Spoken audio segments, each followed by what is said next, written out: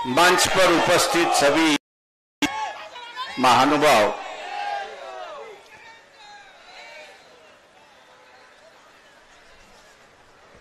वक्त की पाबंदी होने की वजह से मैं समझता हूं कि काफियों पर अन्याय हुआ है।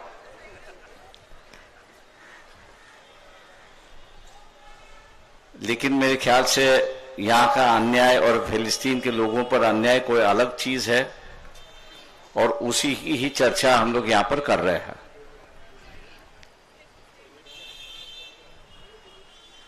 आज इस जनसभा का जो मकसद है फिलिस्तीन में शांति रखने के लिए और केंद्र सरकार जो है इस शांति की पैरवी करे, इसके लिए आज ये जनसभा बुलाई गई है। कई लोग जो है ये एक क्रिश्चियन और मुस्लिम इस तरीके की लड़ाई देखते हैं। नई जनरेशन है, चाहे उनको इसको पता नहीं था कि इजराइल का जो है जन्म है वो 1947 में हुआ है। यूनाइटेड नेशंस का है, 2 रेजोल्यूशन था कि जिसमें फिलिस्तीन और इजराइल दोनों अलग अलग देश रहेंगे, बगल बगल में रहेंगे, उनको कामयाब किया जाएगा। दोनों ने एक दूसरे की इज्जत करके अपना देश चलाना चाहिए। लेकिन उस यूनाइटेड स्टेट के रेजोल्यूशन के मुताबिक वहां की परिस्थिति नहीं है। इजराइल जो हमला पे हमला कर रही है, जमीन कब्जा कर रही है,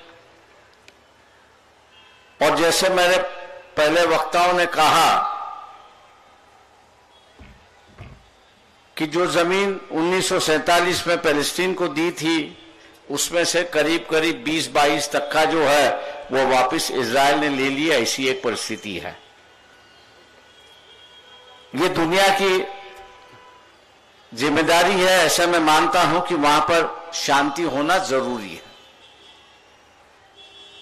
भारत जो है वो एक नए तरीके से उभर रहा है। फिलहाल G20 का पूरे देश के प्रतिनिधि यहां पर थे। ब्रिक जैसी ऑर्गेनाइजेशन में है, कहा जाता है कि भारत की अहम भूमिका वहां पर रहेगी। तो एक इंटरनेशनल स्टेज पे भारत की एक नई छवि बन रही है। हम लोग ये मानते हैं कि भारत की ये जो उभरी हुई ताकत है, ये एक इकोनॉमिक पावर जो भारत का बढ़ रहा है, उसकी वजह से वो कई देशों के पॉलिसीज को मोल्ड कर सकते हैं और उन पे प्रभाव भी डाल सकते हैं। जिसमें एक देश इजराइल भी है। ऐसी एक परिस्थिति है। आज के मुताबिक इजराइल में करीब करीब 50,000 महिला जो है वो गर्भवती है। अगर हॉस्टल या हॉस्पिटल अगर नहीं रहे तो ये जो नई संतान इस दुनिया में आएगी उसकी हालत क्या होगी, ये सबसे बड़ा सवाल। जैसे वहां की फिलिस्तीनी जनता की लोगों का सवाल है, उसी तरह सरकार से भी हम लोग ये आग्रह कर रहे हैं कि कई भारतवासी जो है वो मिडिल ईस्ट में जाके अपने रोजी रोटी कमा रहे। ऐसी एक परिस्थिति है। बताया जाता है कि 80 लाख के ऊपर भारतीय जनता वहां पर बसी हुई है, और यह दिखाई देता है कि ये जो मामला है फिलिस्तीन का और इजराइल का, दोनों के बीच में नहीं, अब उसमें लेबनान भी कुछ रहा है, सीरिया भी उसमें कटघरे में आ रहा है। अगर ये दायरा बढ़ता है तो दुनिया के लिए भी खतरा है और भारतीयों के लिए भी खतरा है। इसका मेरे ख्याल से हम लोग ने सोचना चाहिए। आज मैं मान के चलता हूं कि इन बातों की चर्चा हम लोग आम इंसान की तरह करेंगे, आम इंसान के सामने ले आएंगे, तो सरकार जो है 2 तरीके से बात कर रही है। प्राइम मिनिस्टर ने पहला ट्वीट जो किया वो हम इजराइल को समर्थन करते हैं ऐसा एक ट्वीट किया। उसके 24 घंटे बाद जो कैबिनेट सेक्रेटरी है कि जिसके जिम्मेदारी है कि सरकार की पॉलिसी क्या है वो लोगों के सामने ले आए, 24 घंटे में उन्होंने ट्वीट करके कहा या प्रेस कॉन्फ्रेंस करके कहा कि भारत सरकार की भूमिका जो है और कैबिनेट डिसीजन जो है कि जिसको आज तक बदलाया नहीं गया है वो ये है कि हम फिलिस्तीनी जनता के साथ में है और उनकी हिमायत करते हैं और उनको पूरी तरह से मदद करते हैं। मैं मानता हूं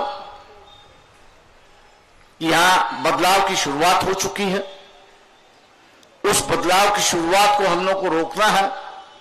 अगर रोकना है तो मैं समझता हूं कि यहां आम जनता के माध्यम से ही हम लोग ये रोक सकते हैं। कई जहां पर फिलिस्तीनी लोगों पर दुआ की जाती थी, कार्रवाई की जाती थी, ऐसी एक परिस्थिति है। मैं यहां की सरकार से अपील करता हूं कि कौन किसके साथ में है और कौन किसके साथ में नहीं है, इसके देखने के बजाय हर व्यक्ति इस देश में आजाद है और हर व्यक्ति की आजादी जो है वो बरकरार रहनी चाहिए और वो जिसको किसको दुआ देना चाहिए उसको मेरे ख्याल से डर या धमका के उसकी कोई जरूरत नहीं है। मेरे ख्याल से ये आजाद भारत है और यहाँ का व्यक्ति भी आजाद है, वो अपनी आजादी बरकरार रखना चाहते हैं जैसे लोगों ने यहां पर कहा। मैं एक बात कहना चाहता हूं,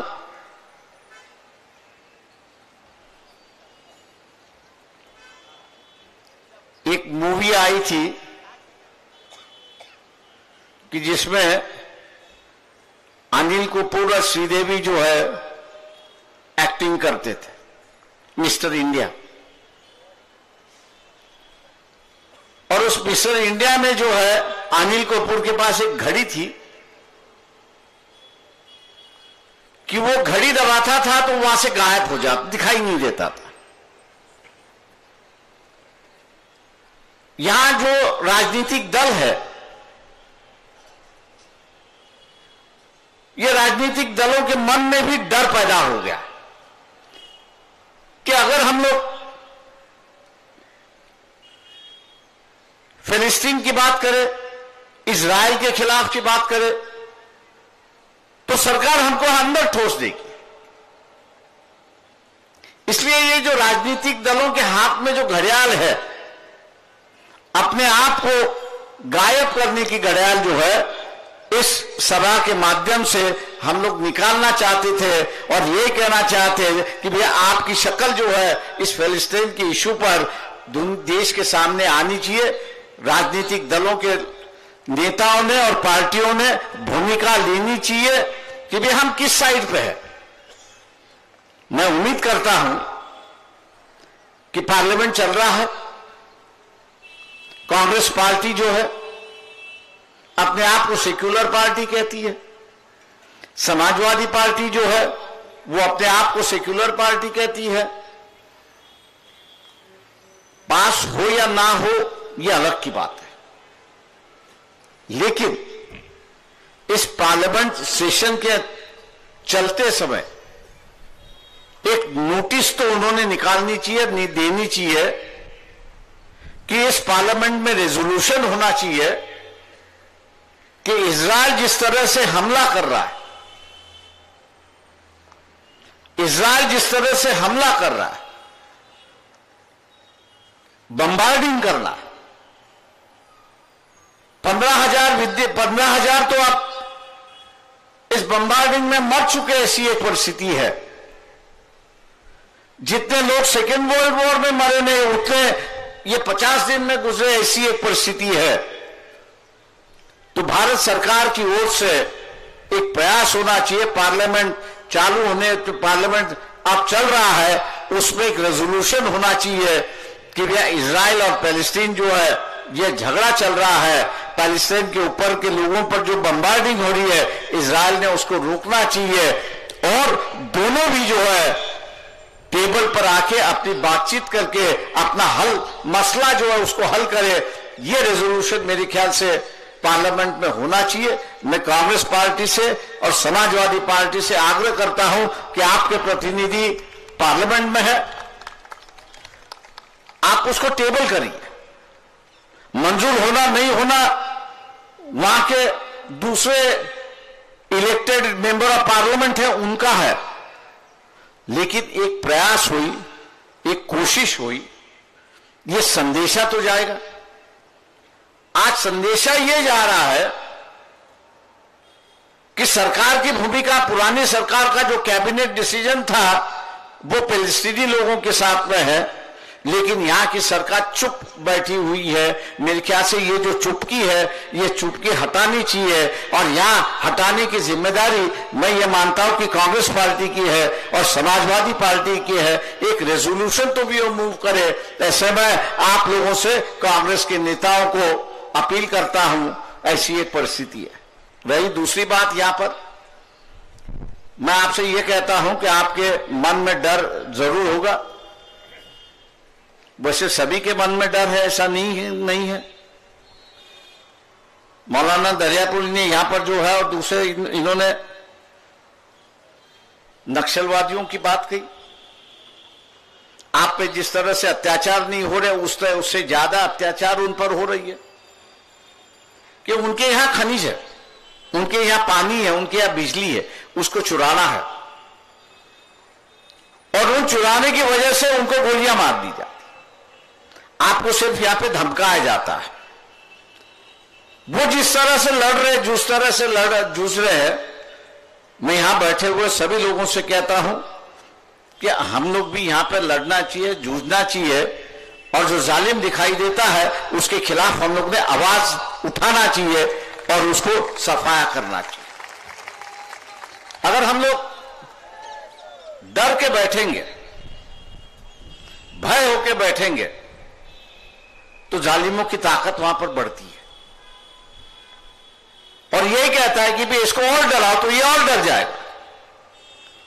अगर यही हम लोग ने कहा कि भी हम डरने के लिए तैयार नहीं है, हम अपनी बात खुल पे रखेंगे और जो हमको कहना है वो कहेंगे, तो मैं ये समझता हूं कि जो जालिम है वो अपने आप डरता है, क्योंकि हम जैसे जिंदा रहना चाहते हैं वैसे वो भी अपने आप को जिंदा रहना चाहता है, और इसलिए कहीं ना कहीं तो भी एक समझौते की बात होती है, एक शांति की बात होती है, और उस शांति की बात को लेके मेरे ख्याल से हम लोग को आगे बढ़ना है। मैं आज आप सभी लोगों को शुक्रिया करता हूं। ये पुलिस ने हमने कहा कि इस इशू को आप मत उठाइए, तो पुलिस वालों से हमने कहा आप सिर्फ ये मुसलमानों का मामला है, इसको मत देखिए, ये सिर्फ मुसलमानों का मामला नहीं है, ये देश का मामला है। 80 लाख लोग, 80 लाख भारतीय जो है वो मिडिल ईस्ट में है। 80 लाख भारतीय जो है वो मिडिल ईस्ट में है। अगर इसका दायरा बढ़ा, इराक आ गया, ईरान आ गया, सभी देश वहां पर आ गए।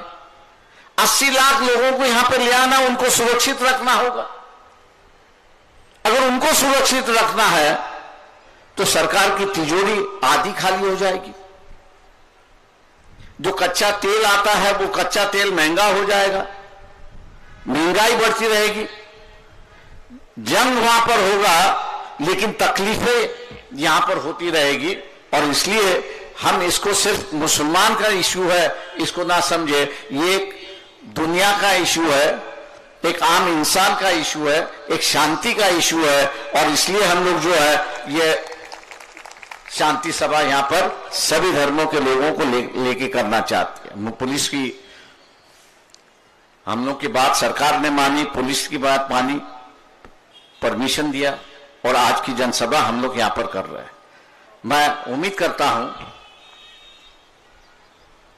कि इस सभा के माध्यम से मैं 2 चीजें अपेक्षा करता हूं। एक तो है कि आपके मन से डर पहले निकल गया होगा, एक है। दूसरा जो है, जितनी भी सेक्युलर पार्टी है और ये सेक्युलर पार्टी के जितने भी इलेक्टेड मेंबरान ऑफ पार्लियामेंट जो है, चाहे मंजूर हो या ना मंजूर हो, हाउस में जो है इजराइल और पैलेस्टीन में पीस होना चाहिए और उसके लिए दोनों देशों के बीच शांति सेना भेजनी चाहिए। इस तरह का रेजोल्यूशन पार्लियामेंट मंजूर करेगी, यही अपेक्षा मैं करके मैं अपनी रजा लेता हूं। अशाच नवनवीन राजकीय घडामोडी जाणून घेण्याकरता आपल्या चॅनलला सबस्क्राईब करा आणि इन्स्टा फेसबुकला फॉलो करायला विसरू नका।